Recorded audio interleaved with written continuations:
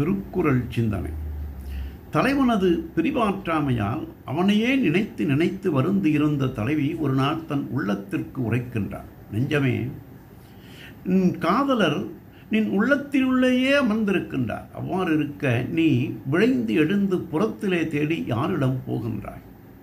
உனக்குள்ளேயே இருக்கும் ஒருவரை வேறிடம் தேடிச் செல்லுதல் ஒருவர் தன் இல்லத்திற்குள் இருப்பவரை தேடி வேறொரு இல்லம் செல்வது போல எள்ளி நகையாடத்தக்கதல்லவா என்றார்.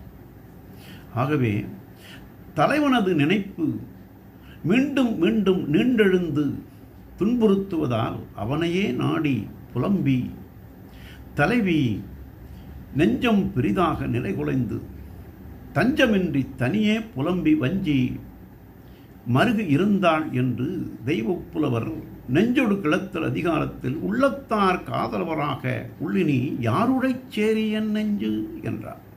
நாளையும் சிந்திப்போம்.